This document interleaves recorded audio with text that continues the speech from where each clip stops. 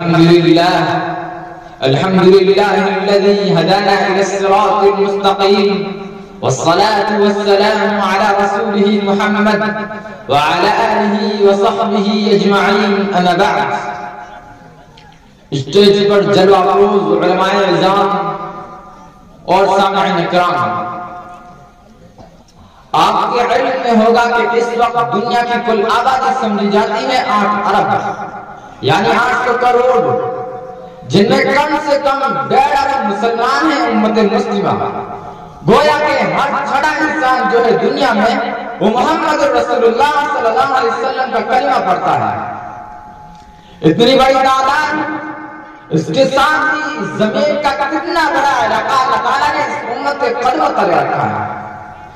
اگر آپ نے دنیا کا نقشہ دیکھا ہو تو آپ کو معلوم ہونا چاہیے کہ جو آباد علاقہ ہے، جو زرخیز علاقہ ہے دنیا کا، اس کا کتنا بڑا حصہ اس امت کے قدموں تلے ہے۔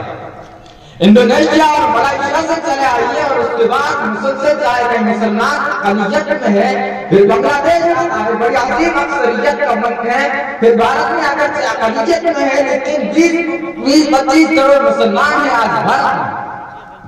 پھر جو پاکستان سے شروع ہوا سلسلہ افغانستان، ایران، چلتے جائیے ادھر ترکستان، چینی ترکستان، روسی ترکستان، پھر آگے چلیے عالم عرب، اپنے آگا پورا شمالی علاقہ، اپنے آگا تقریباً سارا وسطی علاقہ، یہ سب کیا ہے؟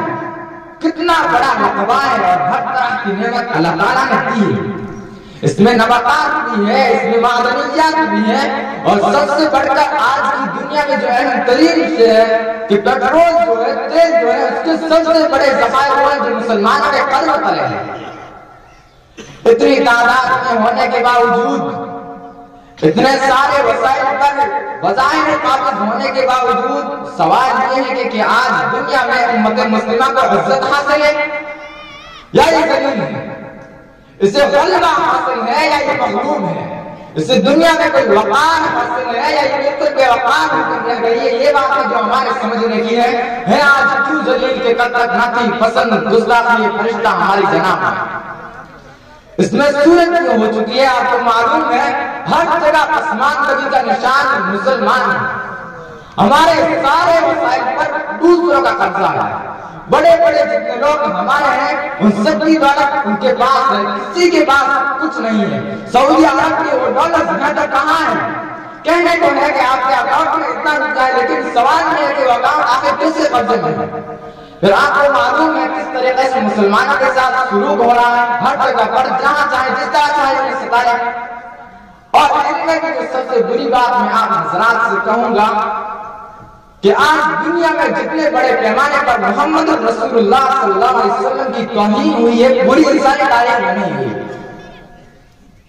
ساری صورتحال جو میں نے آپ حضرات کو بتائی ہے، اس میں رنگ بھرو تو ظاہر ہے کافی وقت لگ جائے گا، لیکن اصل جو اس کا لب لباب ہے یہ ہے کہ ہم اپنی جگہ بڑے خوش ہیں کہ ہم امت مرحوم ہیں، ہم تو امت محمد ہے صلی اللہ علیہ وسلم، ہم تو اللہ کے پیارے ہیں۔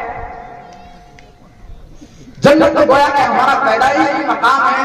یہ سارے خیالات جو بھی ہمارے ذہنوں میں ہیں اور یہ جو ہمارے من گھڑت عقائد ہیں،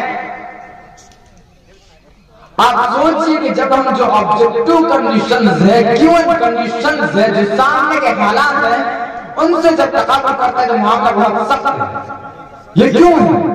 اصل میں سوال جب تک آپ ہمیں سامنے نہیں رکھیں گے اس کا جواب اس میں غور کیجئے کیوں ہے؟ ہماری